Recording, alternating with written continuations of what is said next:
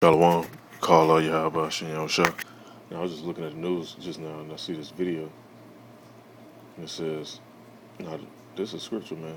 It says Russia, China, and Iran hold first joint Navy drills in the Gulf of Oman, which is ironic that it's in the Gulf of Oman because really Oman is the word Oman. But right here in the book of Jeremiah, when you're looking to this, I'm gonna read down through Jeremiah. But in Jeremiah chapter 50, verse 14, it says, starting off at the top right here. Say Babylon's fall is certain, and all these scholars they know that too. They call themselves try to prolong it. And had this one video come out recently talking about the prayer group and all that, holding the judgment back from this place. But anyway, it's gonna happen, man. It's just a matter of time. Now Jeremiah chapter 50, I'm gonna start at verse 13. It says, because of the wrath of the Lord Yahweh, it shall not be inhabited, but it shall be wholly desolate. Everyone that goeth by Babylon shall be astonished and hiss at all her plagues. So when people see this place, after what happened to this place, man, they're gonna look and like, damn, that's what happened to that place. They was doing all that. All that stuff was going on over there. We don't want to do none of that. It's gonna be basically an example of what not to do and not how to let your society let the civilization get. I read on in verse 14, that's the main point I want to get to, and I'm gonna let this video play. It says,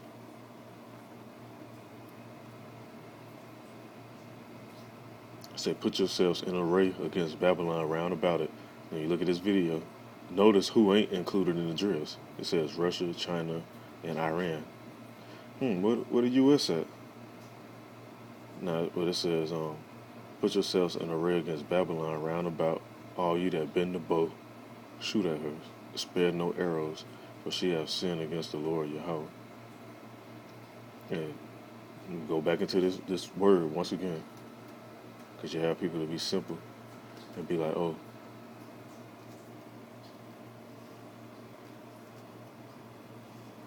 let me look at the word real quick. They'll be simple and be like, oh, it's talking about bow and arrows. It ain't talking about no nukes. Well, you have to look at the definition of these words and look into what it's talking about. Because ain't nobody shooting no bow and arrows over here. But when you look into the military terminology, and you look into the word broken arrow, say the definition of broken arrow, it's an accident involving nuclear weapons or supplies that does not cause a nuclear war risk. So, or a city in northeastern Oklahoma. It says an example of a broken arrow is a nuclear device going off by accident. But see, these not finna go off by accident. So these arrows in the military, let's see, arrow, I'm gonna just type it in and see what come up, because I ain't never type it in like this. Arrow, military meaning.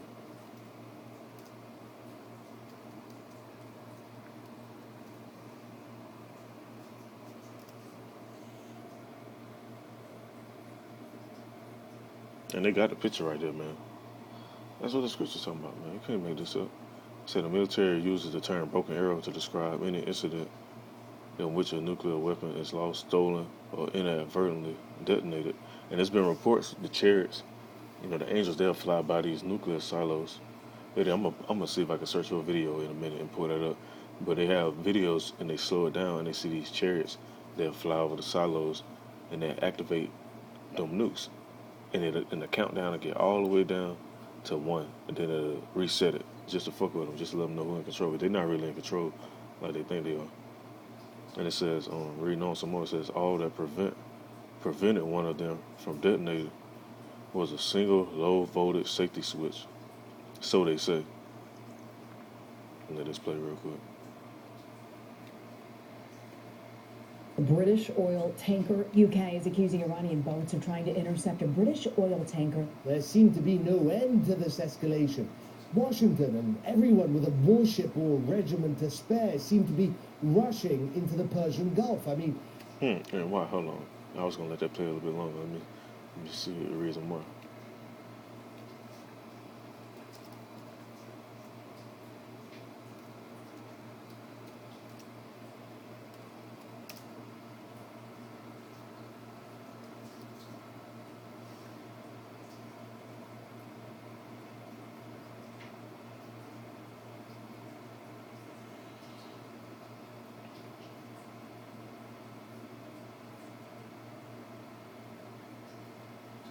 And see, this was happening right now, man. These pastors and these so-called rabbis and all this shit, they ain't telling nobody this, but this was going on right now. It's in the book of Joel, chapter 3. And I'm gonna just read on from verse 1. I don't want to start at verse 2. Now, verse 1, this is what's going on right now. It says, because years ago when I was younger, like I always had this mentality. I knew I was a king, and I come from, I had to come from something royal, way more than that slavery shit that they taught us. But I ain't know I was from the tribe of Judah. I ain't know about no Judah, or Levi, or Benjamin, or none of that stuff like that. But now, time passed, and more information is coming out, and the evidence is showing by characteristics of who's who, and lining it up with the scriptures. I can say I know that, and other Akim, they could do the same as well. But it's in the book of Joel, in chapter 3, verse 1, it says, "For behold, in those days, and in that time, when I shall bring again the captivity of Judah and Jerusalem." And when you read on the verse 2, it says, "I will also gather all nations and will bring them down into the valley of Jehoshaphat." Now let me run this back, what he said in this video. What did he just say? Ship or regiment to spare seemed to be rushing into the Persian Gulf. I mean, wasn't the nicest neighborhood to begin with, what with Saudi Arabia and Iran, mortal enemies facing off across the tiniest of channels. And when it seemed like things couldn't get worse, they did.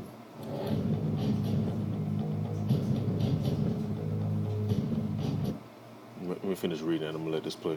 It says, "I will also gather all nations and will bring them down into the valley of Jehoshaphat, and will plead with them there for my people and for my heritage Israel, whom they have scattered among the nations, and parted my land." So all this rhetoric about being terrorists and extremists and all that, hey, we ain't got to do shit.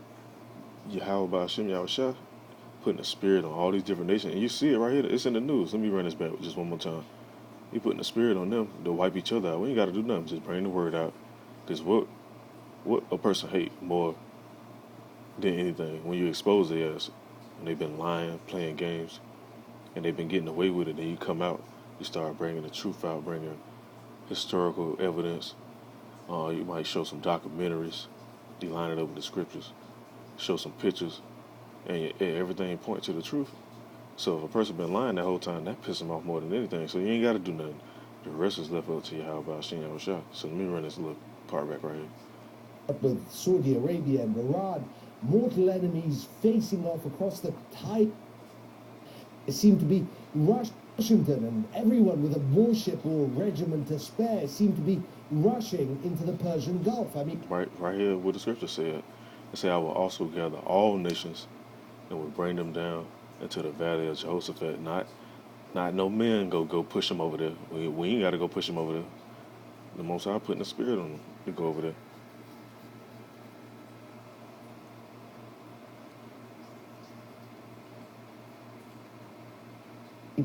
Like the scripture say, I was meditating on it. I was going to sleep early this morning. It said, "Man's goings of the Lord. How can a man then understand his own way?" Because just say you get up tomorrow and you be like, or you go to sleep tonight. You be like, "Hey, tomorrow I'm finna go to this bank to go do such and such. To go deposit some money or something." Once I can change up all that, you might get up. Somebody might call you and be like, "Hey, I'm in the hospital. Come see me." A family member might call you and be like, "I need you to come over and fix something for me." It be all type of stuff. So you might think you're going to do something, and you ain't doing shit unless the Most High want you to go do it. Nicest neighborhood to begin with, what with Saudi Arabia and Iran, mortal enemies facing off across the tiniest of channels. And when it seemed like things couldn't get worse, they did.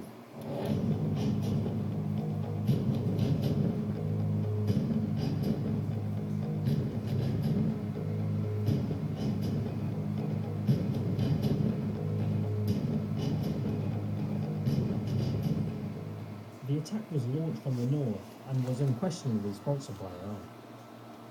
Amid all the calls for de-escalation, Iran has now launched an unprecedented attack on the world's energy supply.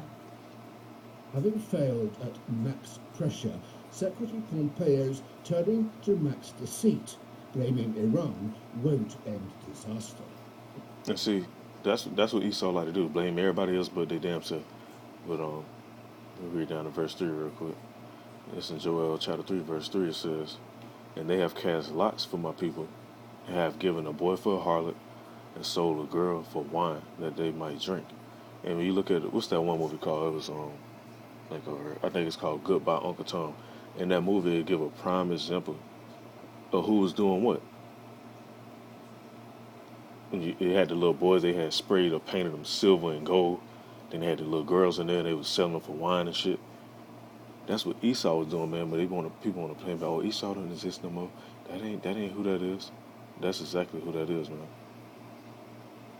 And they gonna pay for that. They ain't get away with that. It might seem like oh, damn, all these years passed by. That's what they thinking too. Like, damn, all these years passed by. We still getting away with all this stuff.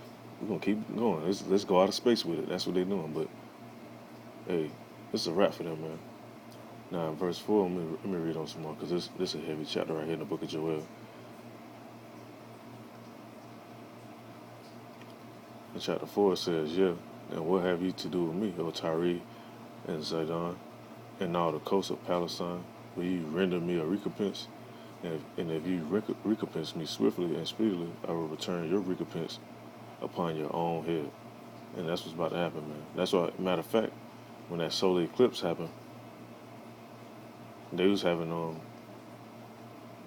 missile sirens going off while the guy, Benjamin Netanyahu, while he was over there holding his little speech, they had the little sirens going off. So, hey, man, it's still getting heated up each day, man. The year might kick off. It might be some heavy shit pop off right at the beginning of the year. You just got to keep paying attention to the news and see what's going on.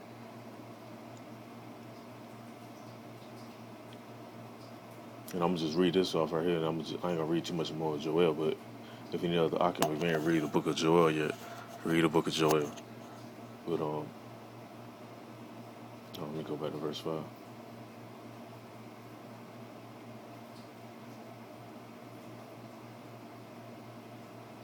The book of Joel, chapter 3, verse 5 says, "Because you have taken my silver and my gold and have carried it into your temples, my goodly pleasant things." Let me pull this image up real quick, because you gotta, like the scripture say, prove all things. Pull this up real quick.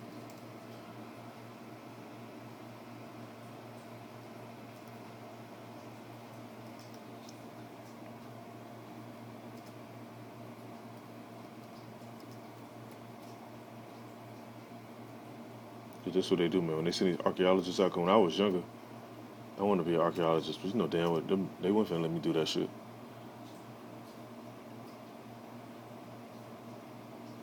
I want to go dig up stuff. I was always digging and doing different little stuff in the yards and different stuff like that. But this what they have.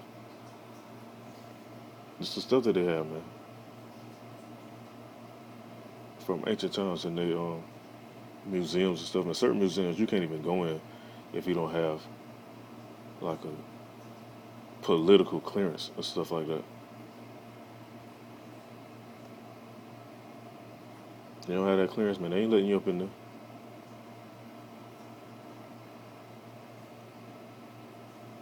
Hey, the scriptures don't lie, man. All the people who want to play and still think the white man wrote this book. If he wrote this, he'd have took all this out. This wouldn't even be in there.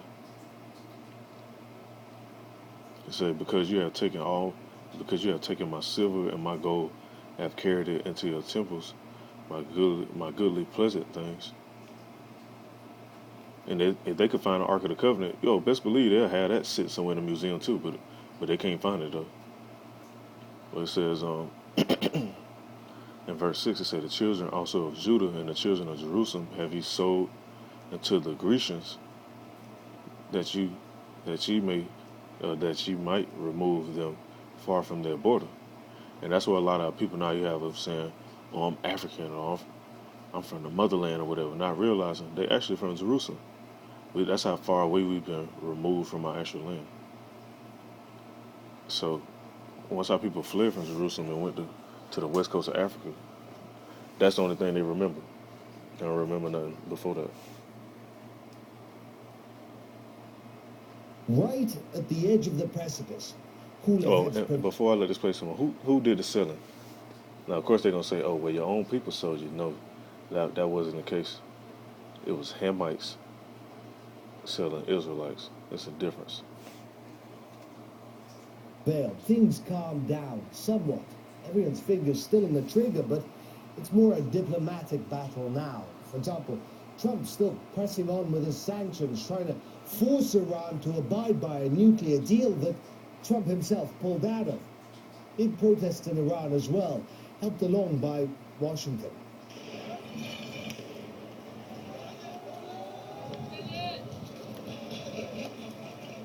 The exercise is officially unrelated to this crisis. It's an anti-pirate and anti-terror drill.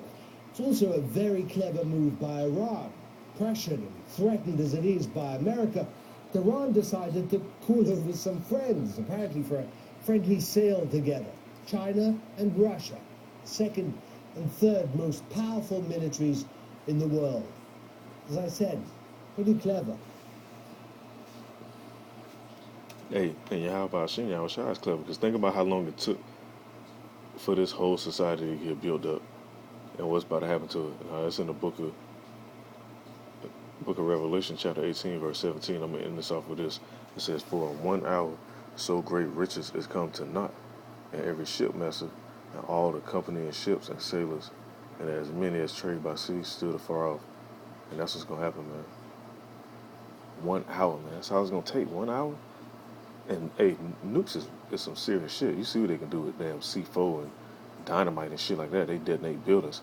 So just imagine what happens when these countries just get pissed off and they be like, all right, and Yahweh Shem Yahweh put the spirit on them, and they just press them buttons, man. And you look up in the sky and you hear them sirens going off, and your phone's going off saying this is not a test, find shelter and cover and all that shit. So, hey, if you ain't paying attention, you better pay attention, because this is stuff that's happening while they pushing all this other stuff in the news, all this PSY operation shit, bread and circus. Let me look that up one more time. Let me go back into that. I said I was going to end it off with this, but I just want to go into that before I end this off, because that's what's going on. That's what has people distracted. The bread and circus stuff, the sports, football, basketball.